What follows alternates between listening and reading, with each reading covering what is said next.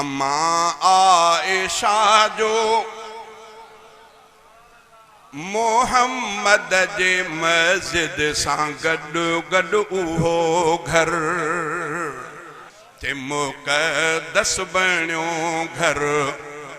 अम्मा आयशा जो मोहम्मद जे मस्जिद सां गॾु गॾु उहो घर। इन घर मां अक्सर निहारियो मोहम्मद इहा पाक मस्जिद ऐं मेहराब मिंबर मुक़द्दस बणियो घर। अम्मा आयशा जो मोहम्मद जे मस्जिद सां गॾु गॾु उहो घर। मोहम्मद जे मस्जिद सां गॾु गॾु उहो घर। इन घर मां मस्जिद में दाख़िल नबी थियो ऐं मस्जिद मां वापसि बि घर में अची थियो। इन घर मां मस्जिद में दाख़िल नबी थियो ऐं मस्जिद मां वापसि बि घर में अची थियो। इन घर मां अक्सर निहारियो मोहम्मद उहा पाक मस्जिद ऐं मेहराब मिंबर मुक़द्दस बणियो घर। अम्मा आयशा जो मोहम्मद जे मस्जिद सां गॾु गॾु उहो घर। इन घर मां मस्जिद में दाख़िल नबी थियो ऐं मस्जिद मां वापसि बि घर में अची थियो। इहो घर ऐं मस्जिद जुड़ियल इन नमूने इन घर ऐं मस्जिद जे विच में रुगो दर। इन घर ऐं मस्जिद जे विच में रुगो दर मुक़द्दस बणियो घर। अम्मा आयशा जो मोहम्मद जे मस्जिद सां गॾु गॾु उहो घर। इन घर में सिद्दीक़ ईंदो बि हूंदो। इन घर में सिद्दीक़ ईंदो बि हूंदो।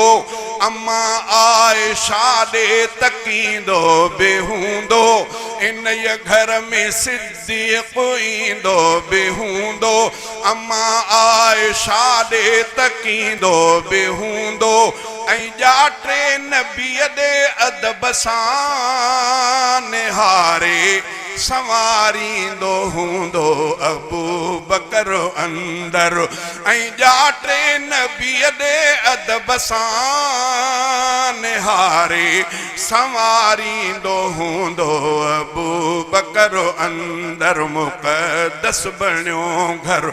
अम्मा आयशा जो मोहम्मद जे मस्जिद सां गॾु गॾु उहो घर।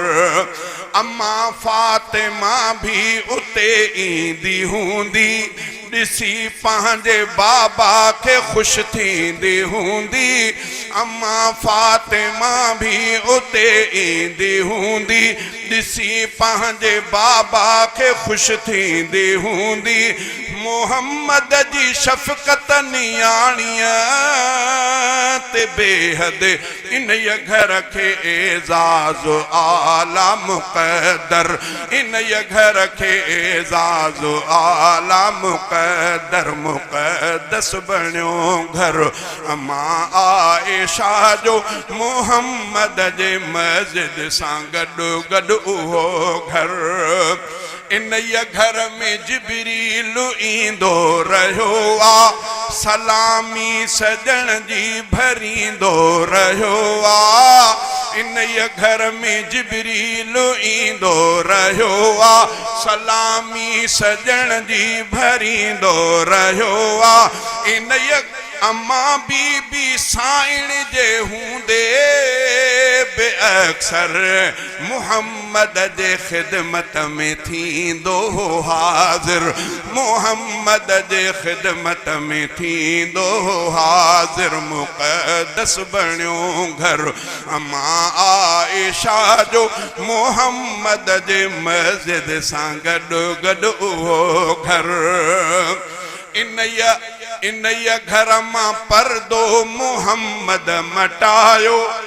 इन ये घर मां पर्दो मोहम्मद मटायो, इन ये घर में रब मुस्तफा के रहायो, इन ये घर मां पर्दो मोहम्मद मटायो, इन ये घर में रब मुस्तफा के रहायो, इन ये घर ते गुंबद ठहियल आहे साओ, इन ये घर सां जन्नत मदीनो मुनव्वर, इन ये घर सां जन्नत मदीनो मुनव्वर मुक़द्दस बणियो घर मां आयशा जो मोहम्मद जे मस्जिद सां गॾु गॾु उहो घर।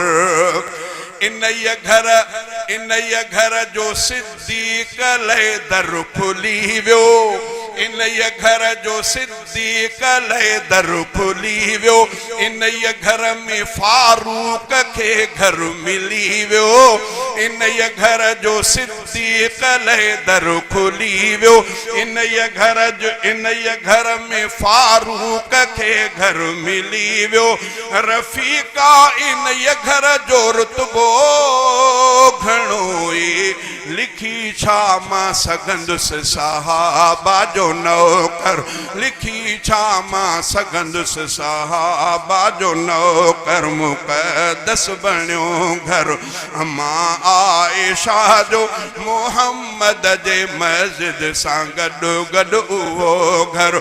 इन ये घर मां अक्सर निहारियो मोहम्मद उहा पाक मस्जिद ऐं मेहराब मिंबर मुक़द्दस बणियो घर मां आयशा जो मोहम्मद जे मस्जिद सां गॾु गॾु उहो घर।